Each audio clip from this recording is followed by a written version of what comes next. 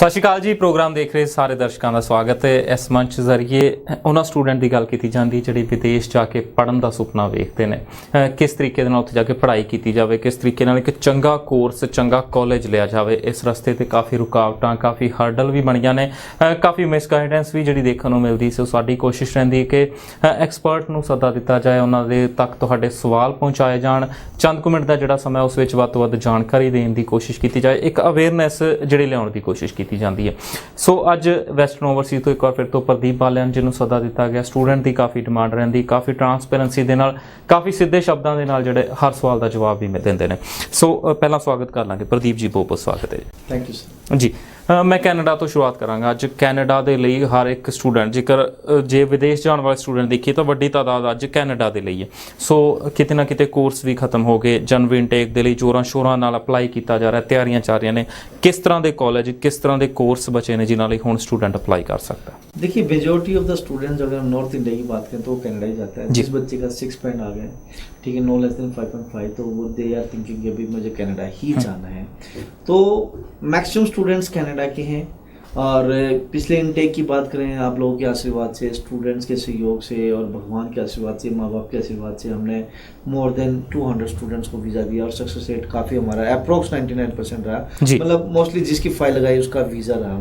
तो हम बड़े काफ़ी उत्साहित हैं। उसी चीज़ को देखते हुए जेन इनटेक के लिए भी हमारी काफ़ी अच्छी लेवल पर प्रिपरेशन है, जिसमें हम जो मेरा स्टाफ है वो बड़ा डेडिकेटेड है, पूरा ट्रेंड है। तो वो सारी चीज़ें देखते हुए जो आज की डेट में एसपीपी है या यूनिवर्सिटीज़ है, इन दो में हम सबसे ज़्यादा प्रमोट करते हैं। एसपीपी के अंदर 47 कॉलेज एंड यूनिवर्सिटीज़ हैं। कुछ के आज की डेट में कोर्सेज फिल हो चुके हैं, कुछ में अभी भी बाकी हैं। तो हमने एक तरह से सितंबर ख़त्म होने से पहले ही, या आप यू कैन से लाइक सितंबर या उससे पहले जैन से ही हमने इस जैन की तैयारी शुरू कर दी थी। और अभी कंटिन्यूसली फाइल लग रही हैं और वीज़ाज आ रहे हैं। बट हम एक चीज़ का बड़ा ध्यान रखते हैं कि हमारे पास कोई स्टूडेंट आया, स्टूडेंट ने अगर हमें चूज़ किया है तो वो हमारे दरवाजे पर अगर आता है तो डेफिनेटली कहीं ना कहीं उसकी ट्रांसपेरेंसी के साथ उसकी हेल्प हो और ज़्यादा से ज़्यादा स्टूडेंट्स के बेनिफिट की बात की जाए। स्टूडेंट का बेनिफिट, स्टूडेंट का करियर, इट मीन्स हमारा करियर। बिल्कुल, ये चीज़ें ध्यान में देखते हुए मैं अपने टीचर्स को भी, अपने काउंसलर्स को भी, अपने पूरे स्टाफ को भी ये चीज़ें बताता रहता हूँ कि बेटा पहले स्टूडेंट, अगर स्टूडेंट है तो हम हैं, स्टूडेंट नहीं है तो हम नहीं हैं। तो जैन इनटेक के लिए सक्सेस रेट काफ़ी अच्छा है। वीज़ाज अभी आने स्टार्ट हो चुके हैं। तो मैं स्टूडेंट से रिक्वेस्ट करूंगा जिन्होंने अभी तक अप्लाई नहीं किया है वो टाइम रहते अप्लाई कर लें। ऐसा ना हो कि वो लेट अप्लाई करें जब तक कोर्सेज ख़त्म हो चुके हों, सीट फिल हो चुकी हों। तो प्लीज़ इन चीज़ों का ध्यान रखना। अगर आप आइल्स कर रहे हैं तो बी प्रिपेयर, अपना कंडीशनल ऑफर लेटर अप्लाई करें। अगर आपने आइल्स कर ली है तो please as soon as possible आके मेरे से मिले, ताकि मैं टाइम पे आपको ऑफर लेटर मंगवा के टाइम पे आपकी फाइल लगा सकूँ। ये मत सोचना कि जैन तो दूर है जी, जैन कहीं दूर नहीं है। कनाडा में कम से कम 3-4 महीने पहले ही प्रोसेस करना होता है, क्योंकि जो डेडलाइन है वो 1 दिसंबर है। 1 दिसंबर के बाद तो फाइल ही लग सकती है। अगर 1 दिसंबर के बाद 1 दिसंबर को फाइल लगनी है, इट मीन्स तकरीबन उससे पहले हमें ऑफर लेटर भी मंगवाना है, जीआईसी भी अप्लाई करनी है। तो ये सारी चीज़ों में टाइम लगता है और ऑफर लेटर लगने में भी मिलने में ख्याल अक्तूबर के एंड तक ਜਿਹੜੇ ਚੰਗੇ ਕਾਲਜ ਜਾਂ ਚੰਗੇ ਕੋਰਸ ਨੇ ਉਹ ਵੀ ਕਿਤੇ ਨਾ ਕਿਤੇ नहीं मिल सकणगे, मोस्टली फिल हो चुके होंगे। तो वही मैं स्टूडेंट्स को कंटिन्यूसली, मुझे फेसबुक पे या मेरे को पर्सनल मेरे को मैसेज आते हैं या व्हाट्सएप पे मैसेज आते हैं कि मुझे ये अप्लाई करना है, मुझे ये करना है, ये करना है। तो मैं स्टूडेंट्स को यही एडवाइस देता हूँ कि जितना जल्दी अप्लाई करोगे उतना जल्दी बेटर है। यहाँ पे कुलदीप जी क्या है, कनाडा में जो बच्चा टाइम पे अप्लाई करता है उसका सक्सेस रेट थोड़ा सा हाई रहता है। पहले आओ पहले पाओ वाली बात होती है।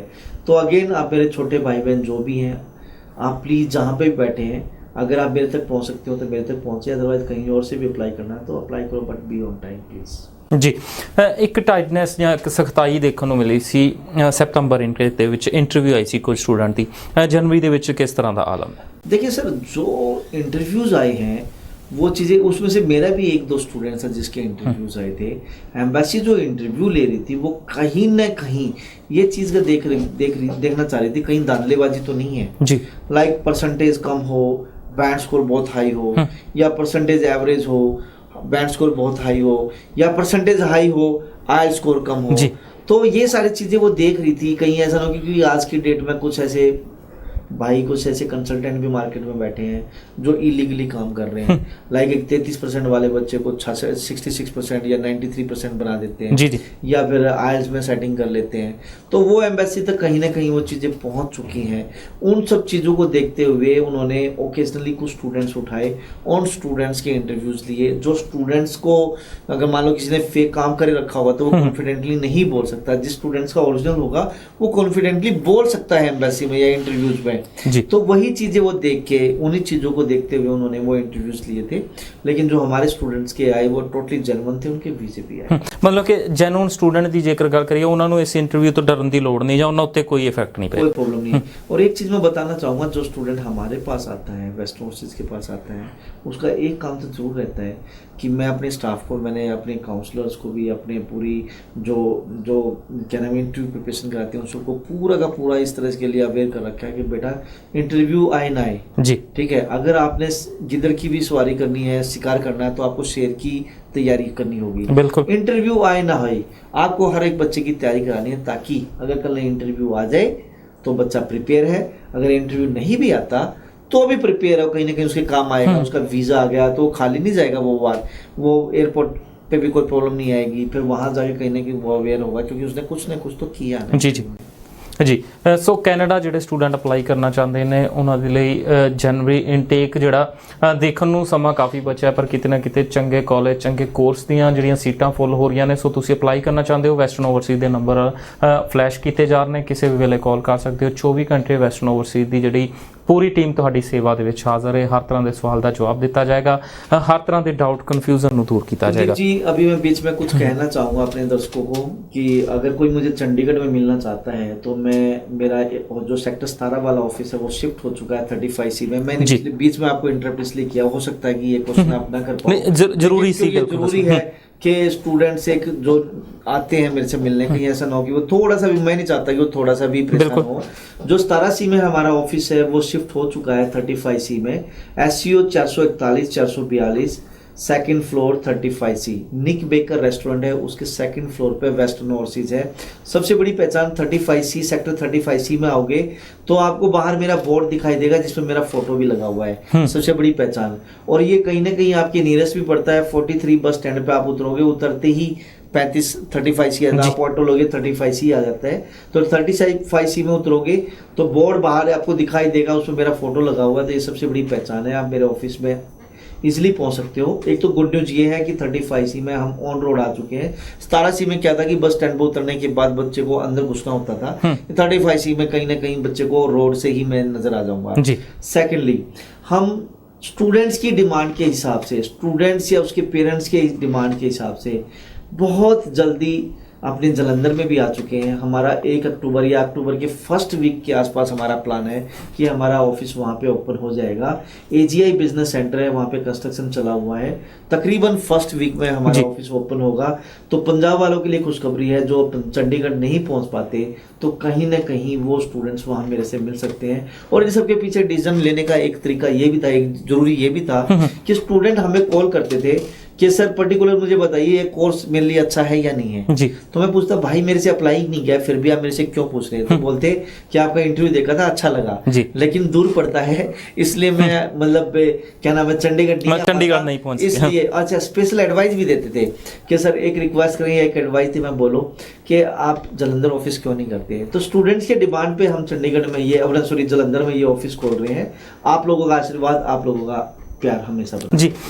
ਕਾਫੀ ਚੰਗੀ ਗੱਲ ਵੀ ਜਦੋਂ ਸਟੂਡੈਂਟ ਵੱਲੋਂ ਡਿਮਾਂਡ ਕੀਤੀ ਜਾਂਦੀ ਕਿ ਸਹੀ ਜਾਣਕਾਰੀ ਤਾਂ ਦਿੱਤੀ ਜਾਏ, ਪਰ ਦੂਰ ਹੋਣ ਕਰਕੇ ਚੰਡੀਗढ़ ਨਹੀਂ ਆ ਸਕੇ। ਪਰ ਇੱਕ ਚੀਜ਼ ਜੇ ਪਰਸਨਲੀ ऐसे स्टूडेंट से मेरा एक क्वेश्चन जरूर होता था, मैं पूछता था भाई तू कनाडा जाएगा जिसमें तकरीबन 24 घंटे 48 घंटे लगते हैं और तू चंडीगढ़ नहीं आ सकता। बिल्कुल, तो मैं भी यही कहना चाह रहा सी कि जे ਸਮਾਂ ਜਾਂ ਥੋੜੇ ਜੇ ਪੈਸੇ, ਚੰਦ ਪੈਸੇ ਖਰਾਬ ਹੋ ਰਹੇ ਨੇ, ਜਿੱਥੇ ਲੱਖਾਂ ਰੁਪਏ ਲਾ ਕੇ ਅਸੀਂ ਕੈਨੇਡਾ ਜਾ ਰਹੇ ਹਾਂ, ਕਈ ਹਜ਼ਾਰਾਂ ਕਿਲੋਮੀਟਰ ਜਾ ਰਹੇ ਹਾਂ, ਕੁਝ 100 ਕਿਲੋमीटर क्यों नहीं जाके आज अवेयरनेस ले रहे, क्यों फोन पे ही सारी जानकारी लेने की कोशिश की। स्टूडेंट्स की डिस्ट्रक्शन भी हो जाती है, पेरेंट्स नहीं चाहते या पेरेंट्स के पास टाइम नहीं। आज की डेट में बिजी शेड्यूल बहुत ज्यादा है, किसी के पास टाइम नहीं, चाहे कोई कुछ भी नहीं कर रहा हो, लेकिन उससे पूछे नहीं कि भाई तू कुछ कर रहा है नहीं कर रहा, चल कहीं चले या ये काम करना है, टाइम नहीं है, वो बात होती है। तो वही कहीं ना कहीं पेरेंट्स की या स्टूडेंट्स का बिजी शेड्यूल, ठीक है, इतना हैक्टिक शेड्यूल है, तो हो सकता है वो चंडीगढ़ तक नहीं पहुंच पा रहे। कोई बात नहीं सर, हम आपके दरवाजे हैं। ਜੀ ਪਰ ਸਵਾਲ ਜਦੋਂ ਆਪਣੀ ਜ਼ਿੰਦਗੀ ਦਾ ਹੋ ਜਾਂਦਾ, ਆਪਣੇ ਫਿਊਚਰ ਦਾ ਹੋ ਜਾਂਦਾ, ਉੱਥੇ ਕਿਸੇ ਵੀ ਤਰ੍ਹਾਂ ਵੇਸਲੇ ਹੋਣ ਦੀ ਜ਼ਰੂਰਤ ਨਹੀਂ। ਥੋੜਾ ਤੰਗ ਹੋਣਾ ਪੈ ਸਕਦਾ, ਥੋੜਾ ਜਿਹਾ ਐਫਰਟ ਕਰਨੇ ਪੈ ਸਕਦੇ ਨੇ, ਪਰ ਕੋਸ਼ਿਸ਼ ਕਰੋ ਕਿ ਇੱਕ ਸਹੀ ਕੰਸਲਟੈਂਟ ਦੇ ਤੱਕ ਜਾਓ, ਚਾਹੇ ਉਹ ਤੁਹਾਡੇ ਤੋਂ ਦੂਰ ਬੈਠਾ ਹੈ ਜਾਂ ਜ਼ਿਆਦਾ ਟਾਈਮ ਲੱਗ ਜਾਂਦਾ ਪਹੁੰਚਣ ਦੇ ਵਿੱਚ। ਇਹ ਨਾ ਸੋਚੋ ਕਿ ਫੋਨ ਦੇ ਉੱਤੇ ਹਰ ਤਰ੍ਹਾਂ ਦੀ ਜਾਣਕਾਰੀ ਲਈ ਜਾਏ। ਮੇਰੇ ਖਿਆਲ ਫੋਨ ਤੇ ਹਰ ਤਰ੍ਹਾਂ ਦੀ ਜਾਣਕਾਰੀ ਦਿੱਤੀ ਵੀ ਨਹੀਂ ਜਾ ਸਕਦੀ ਜਦੋਂ ਤੱਕ ਚੰਗੀ ਤਰ੍ਹਾਂ डॉक्यूमेंट स्टडी नहीं कर ले जाते। बट स्टूडेंट बड़ा प्यार देते हैं, बड़े फ़ोन करते हैं, जो मेरे से अप्लाई करते हैं या नहीं करते हैं, सर आपका शो देखा था, आपका फेसबुक पे देखा था, या आपका टीवी शो देखा था, या यूट्यूब पे देखा था, और मेरा ये क्वेश्चन है, प्लीज़ इसका आंसर दे दो। तो बड़ा सेटिस्फैक्ट्री मुझे लगता है कि डेफिनेटली अगर मैं किसी स्टूडेंट के काम आया तो वेल एंड गुड है। दोस्तों अगर मेरे से एक और मैं जवाब देना चाहूँगा, अगर आप मेरे से जुड़ना चाहते हैं तो आप मेरे फेसबुक के पेज को भी लाइक कर सकते हो, www.facebook.com/westernoverseas172 मेरा पेज है, वेस्टर्न ओवरसीज 172, वेस्टर्न ओवरसीज 172, आप उसको लाइक कर सकते हो। इसके अलावा आप मुझे पर्सनल ईमेल भी कर सकते हो। मैं आज फर्स्ट टाइम इस शो पे आपको अपनी पर्सनल ईमेल आईडी भी बताना चाहूँगा।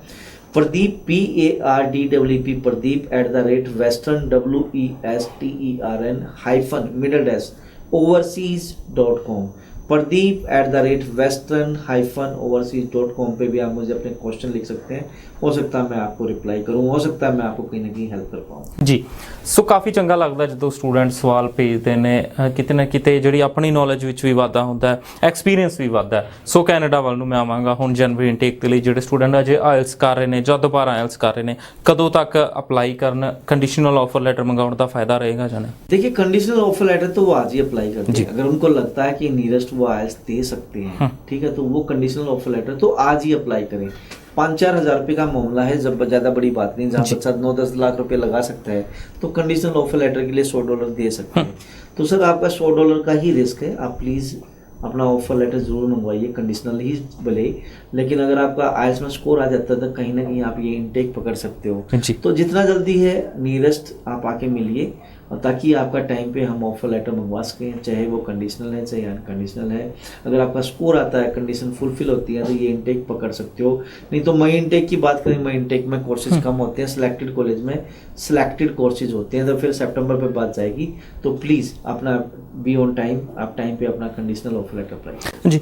एक कुछ का ਜਿਹੜੇ ਸਟੂਡੈਂਟ ਨੂੰ ਇਸ ਤਰ੍ਹਾਂ ਵੀ ਦੱਸਿਆ ਜਾਂਦਾ ਕਿ 2 ਜਾਂ 3 ਕੰਡੀਸ਼ਨਲ ਆਫਰ ਲੈਟਰ ਮੰਗਾ ਲਓ ਕਿ ਸ਼ਾਇਦ ਉਸ ਕਾਲਜ ਦੇ ਵਿੱਚ ਸੀਟਸ ਫੁੱਲ ਹੋ ਜਾਣ, ਕੰਡੀਸ਼ਨਲ ਤੇ ਨਾ ਮਿਲ ਸਕਣ, ਜਾਂ ਕੱਲ ਨੂੰ ਮਾਈਂਡ ਬਦਲ ਜੇ ਹੋਰ ਕਾਲਜ ਦੇ ਵਿੱਚ ਵੀ ਜਾਣਾ, ਆਪਸ਼ਨ ਰੱਖੀ ਜਾਏ। ਕੀ ਫਾਇਦਾ 2 ਜਾਂ 3 ਕੰਡੀਸ਼ਨਲ ਆਫਰ ਲੈਟਰ ਮੰਗਾਉਣ ਦਾ? स्टूडेंट्स को सेफ रहना चाहिए हमेशा, ठीक है। मैं भी अपने स्टूडेंट्स को बताता हूँ, मैं थोड़ा सा और डिटेल में जाना चाहूँगा। एक बच्चा जब आईएलटीएस करता है तो वो एक डेट लेता है, अगर किसी ने कनाडा जाना है तो मैं उसको बोलता हूँ कम से कम 2 या 3 डेट ले। फायदा ये होगा, हो सकता है क्योंकि यहाँ 6 band no less than 5.5 band की रिक्वायरमेंट होती है। कई बार बच्चे का 7 स्कोर आ जाता है लेकिन किसी एक मॉडल में 5 रह गया, इट मीन्स वो कहीं ना कहीं एसपीपी के अंदर नहीं जा सकता। तो अगर वो उसका स्कोर नहीं आ पाया और वो दोबारा डेट लेता है तो उसको 2-3 महीने की वेटिंग करनी पड़ेगी। लेकिन अगर उसने पहले ही डेट ले रखी है 15-20 दिन के या 25 दिन के या 10 दिन के अंतराल पे, तो कहीं ना कहीं वो दोबारा अपनी प्रिपरेशन करके जो वीक एरियाज पे काम करके दोबारा डेट ले सकता है, दोबारा अपनी पेपर दे सकता है। और उस पर अगर उसका रिजल्ट आ जाता है तो कहीं ना कहीं उसका टाइम सेव हो जाता है, उसका इनटेक बच जाता है, टाइम पे वो उसका वीज़ा लग सकता है। जी। तो मैं तो यही कहूँगा कि अपना ज़्यादा से ज़्यादा 2 बार कम से कम अपनी आईएलटीएस टाइम को 2 बार अपना पेपर भरो।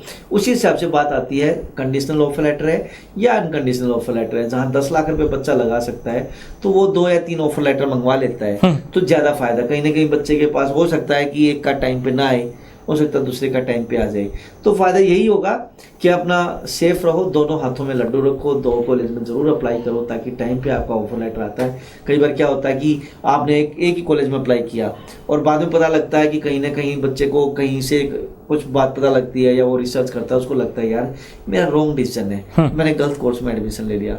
हो सकता है दूसरे कॉलेज में उसने एडमिशन ले रखा है दूसरे कोर्स में और वो उसके लिए ठीक हो तो बेस्ट हो जाता है। लेकिन एक ही कॉलेज में अप्लाई किया, चाहे तो वो ऑफर लेटर ना आए, एक तो ये भी हो सकता है, तो उस कारण से उसका वो इनटेक निकल जाता है। या हो सकता है उसने रॉन्ग चॉइस ले रखी हो, दूसरे कॉलेज में अच्छी चॉइस ले रखी हो, तो उसके पास कहीं ना कहीं दोनों हाथों में लड्डू है, ये नहीं तो ये सही, ठीक है। तो वो इनटेक उसका निकलता नहीं है, इनटेक नहीं निकलता तो वो टाइम पे वीज़ा लग जाता है और टाइम पे पहुंच जाता है। जी। ਕੈਨੇਡਾ ਦੇ ਵਿੱਚ ਅਗਰ ਕੈਟਾਗਰੀ ਦੇਖੀਏ, ਐਸਪੀਪੀ ਕੈਟਾਗਰੀ ਆ ਜਾਂਦੀ, ਇੱਕ ਜਨਰਲ ਇੱਕ ਯੂਨੀਵਰਸਿਟੀ। ਜਨਰਲ ਦੇ ਵਿੱਚ ਘੱਟ ਬੈਂਡ ਵਾਲਾ ਸਟੂਡੈਂਟ ਅਪਲਾਈ ਕਰਦਾ, ਤੁਸੀਂ ਯੂਨੀਵਰਸਿਟੀ ਤੇ ਐਸਪੀਪੀ ਨੂੰ ਪ੍ਰਮੋਟ ਕਰ ਰਹੇ ਹੋ। ਕਿਸ ਤਰੀਕੇ ਨਾਲ ਡਿਫਾਈਨ ਕੀਤਾ ਜਾਂਦਾ ਕਿ ਇੱਕ ਸਟੂਡੈਂਟ SPP ਦੇ ਵਿੱਚ ਅਪਲਾਈ ਕਰੇਗਾ ਜਾਂ ਯੂਨੀਵਰਸਿਟੀ ਦੇ ਵਿੱਚ ਕਰੇਗਾ ਤੇ ਕਿੱਥੇ ਫਾਇਦਾ ਰਹਿੰਦਾ? देखिए, डिपेंड करता है स्टूडेंट्स की प्रोफाइल क्या है, डिपेंड करता है कि स्टूडेंट्स का इंटरेस्ट क्या है, डिपेंड करता है बच्चा SPP में जाना चाहता है या यूनिवर्सिटी में जाना चाहता है। SPP में जाता है उसका भी सक्सेस रेट उतना ही है, और यूनिवर्सिटी में जाता है उसका सक्सेस रेट भी उतना ही है। ठीक है, अब डिपेंड करता है कि स्टूडेंट के ऊपर सारी चीज़ें। अगर बच्चा बैचलर्स करना चाहता है, गो फॉर यूनिवर्सिटी। अगर बच्चा 2 ईयर या 3 ईयर का डिप्लोमा करना चाहता है, go for the SPP program, क्योंकि SPP के अंदर सारे गवर्नमेंट कॉलेज हैं। It is just like our ITI, जो अपनी ITI है वो स्किल्ड कोर्स कराती है, लेकिन हमारी ITI इतनी फेमस इसलिए नहीं है क्योंकि वहाँ पे वो स्किल्स बच्चों को नहीं मिल पाती। लेकिन जो बाहर के कॉलेज हैं, जो कम्युनिटी कॉलेज हैं, वो जस्ट लाइक ITI हैं इंडिया के हिसाब से, स्किल्ड कोर्स कराते हैं।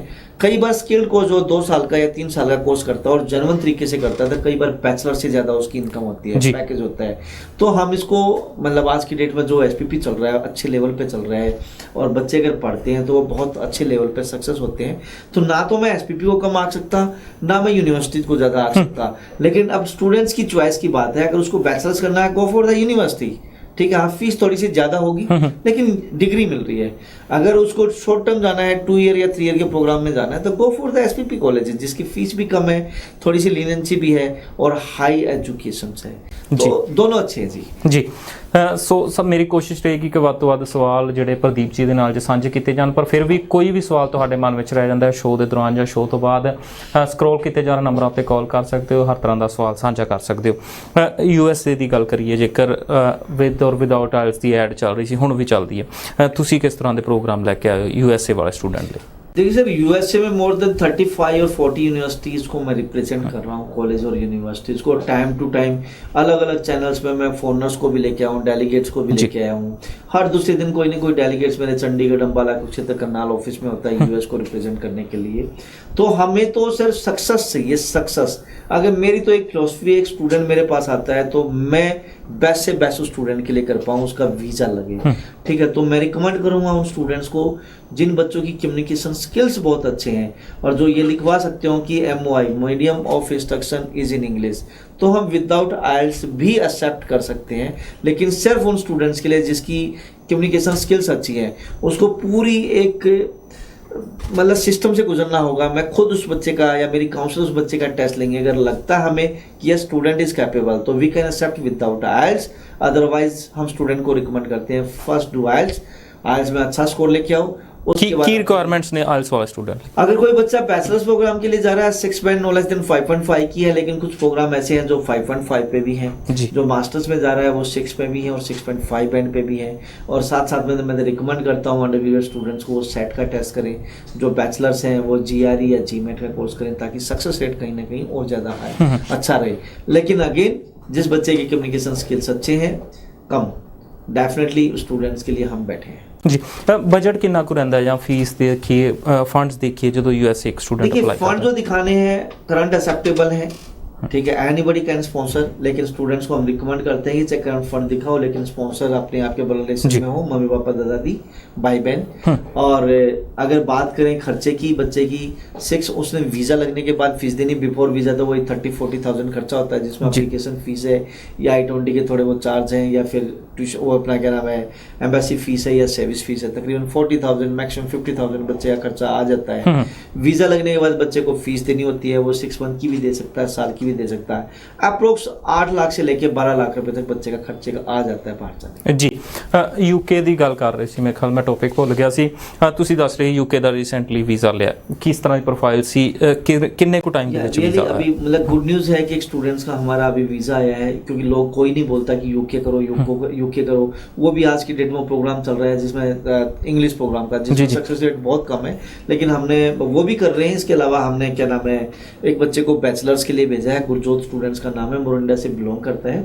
और उस स्टूडेंट्स का जो वीज़ा आया उसकी थोड़ी सी मैं स्टोरी बताना चाहूँगा कि इसकी फाइल पहले न्यूजीलैंड की लगी थी और स्टूडेंट ने एजुकेशन लोन लिया था और इसका तकरीबन 4 साल का गैप था जी। उसने बच्चे का वर्क एक्सपीरियंस था, तो उस बच्चे की न्यूजीलैंड की फाइल लगी। इट मीन्स आपको ही पता है कि न्यूजीलैंड एजुकेशन लोन को लेके बड़ा प्रॉब्लम थी। तो मैंने स्टूडेंट्स को बुलाया कि बेटा तेरी फाइल लगी हुई है, लेकिन एजुकेशन लोन को लेके एम्बेसी बड़ी नेगेटिव है, तो आप प्लीज़ विड्रा कर लो। तो बच्चे ने बात मानी, बच्चे ने अपनी विड्रॉ कर ली।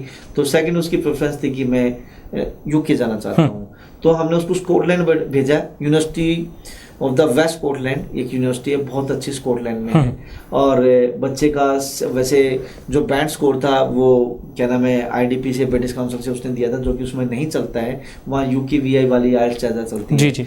तो बच्चे का यूनिवर्सिटी ने दोबारा टेस्ट लिया, टेस्ट में उसको B2 लेवल का मिला वो बच्चा, और उसके बाद बच्चे की फाइल लगी। तो इंटरेस्टिंग बात थी, बच्चे की फाइल लगी, उन्होंने बच्चे की पूरी अच्छे तरीके से प्रिपरेशन कराई, तकरीबन 14 लाख के फंड दिखाए थे बच्चे ने, बैचलर्स वो करने जा रहे थे, बैचलर ऑफ इंजीनियरिंग। तो उसके 14 लाख के फंड दिखाए। It was only 28 days old, 28 दिन वो पुराने थे। तो बच्चे का इंटरव्यू हुआ, पहले तो VFS में इंटरव्यू होता है स्काइप पे, उसके बाद बच्चे को एम्बेसी बुलाया गया। तो हमने बच्चे की अच्छे लेवल पे तैयारी कराई, तो बच्चे की तैयारी कराई, बच्चे का वहाँ इंटरव्यू हुआ। इंटरव्यू होने के बाद बच्चे को मेल आई कि भाई हम आपको रिजल्ट्स देंगे, बट तकरीबन 10 दिन का बच्चे को टाइम दिया गया कि जो आपके जो 28 दिन पुराने 14 लाख रुपए हैं, इसमें हमें मतलब कोई लगता नहीं कि you are the financial sound, आप फाइनेंशियल साउंड हो, सिर्फ 28 दिन पुराने ये अरेंज कहाँ से हुए हैं जी। तो बच्चे ने बोला कि ये मेरे फंड्स थे, मेरी फैमिली के फंड्स हैं और मेरे हमारी सेविंग है। तो एम्बेसी लिखती है कि भाई आप ठीक है, अगर आपकी सेविंग है तो आप प्लीज इसके प्रूफ दीजिए, show me the last bank statement, जो प्रीवियसली बैंक स्टेटमेंट है वो शो करो। बच्चा मेरे पास आया, बच्चे को मैंने एक एक चीज लिख के दी, बेटा एक काम कर, अपनी मम्मी के, अपने पापा की अपनी बैंक स्टेटमेंट पुरानी लेके आओ। बच्चे को पूरी स्टोरी लिखवाई बच्चे ने कि कहाँ कहाँ से बच्चे को मिला था। तो उसमें खुशकिस्मत वाली बात है कि बच्चे ने की मदर ने, स्टूडेंट्स की मदर ने एजुकेशन, वो क्या नाम है, जो अपना कृषि लोन है वो ले रखा था, वो पैसा अकाउंट में आया था। इसके अलावा क्या नाम है, स्टूडेंट्स ने थोड़ा बहुत बाहर से भी लिया था। तो कहीं ना कहीं वो फ्लो बनाया कि 4 से 7 महीने ये पैसा पुराना है जी, ठीक है। वो सारा पैसा क्लब करके एक अकाउंट में डाल दिया, 28 दिन पुराना है। तो वो सारी की सारी स्टेटमेंट एम्बेसी को दी गई। एम्बेसी ने तीसरे दिन उसका पासपोर्ट डिस्पैच कर दिया, उसका वीजा आ गया। 1-2 दिन में वो बच्चा फ्लाइट करने वाला है। तो मैं यूके जाने वाले स्टूडेंट्स को बताना चाहूंगा, सिर्फ 28 दिन पुराने से बात नहीं बनेगी। ये चीज जो हमें लेसन मिला है, तो 28 दिन पुराना भी अगर आपके पास पैसा है तो इसके अलावा भी एम्बेसी सोर्स मांगती है। ठीक है, आपने 28 दिन पुराना पैसा कर लिया, इट मींस आपने तो वीजा लेने के लिए काम किया है।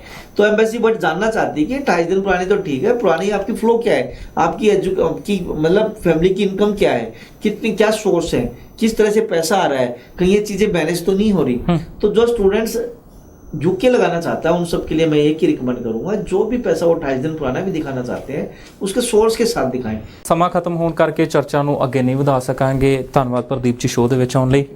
ਧੰਨਵਾਦ ਦਰਸ਼ਕਾਂ ਦਾ ਜਿਹੜੇ ਸ਼ੋਅ ਦੇ ਨਾਲ ਲਗਾਤਾਰ ਜੁੜੇ ਰਹਿੰਦੇ ਨੇ। ਤੁਹਾਡੇ ਲਈ ਸਮੇਂ ਦੀ ਕੋਈ ਵੀ ਲਿਮਿਟੇਸ਼ਨ ਨਹੀਂ, ਕੋਈ ਵੀ ਬਾਉਂਡੇਸ਼ਨ ਨਹੀਂ। ਕਿਸੇ ਵੀ ਵੇਲੇ ਸਕਰੋਲ ਕੀਤੇ ਜਾ ਰਹੇ ਨੰਬਰਾਂ ਉੱਤੇ ਕਾਲ ਕਰ ਸਕਦੇ ਹੋ। ਵੈਸਟਰਨ ਓਵਰਸੀਜ਼ ਦੀ ਪੂਰੀ ਟੀਮ ਤੁਹਾਡੀ ਸੇਵਾ ਦੇ ਵਿੱਚ 24 ਘੰਟੇ ਹਾਜ਼ਰ ਹੈ। ਪ੍ਰਦੀਪ ਜੀ ਨੂੰ ਮਿਲਣਾ ਚਾਹੁੰਦੇ ਹੋ, अपॉइंटमेंट लैके नेड़ले दफ्तर के मिलिया जा सकता है। शो ਨੂੰ ਖਤਮ ਕਰਦੇ ਹਾਂ। ਆਪਣੇ ਦੋਸਤ ਕੁਲਦੀਪ ਨੂੰ ਦਿਓ ਇਜਾਜ਼ਤ। ਧੰਨਵਾਦ, ਸਤਿ ਸ਼੍ਰੀ ਅਕਾਲ।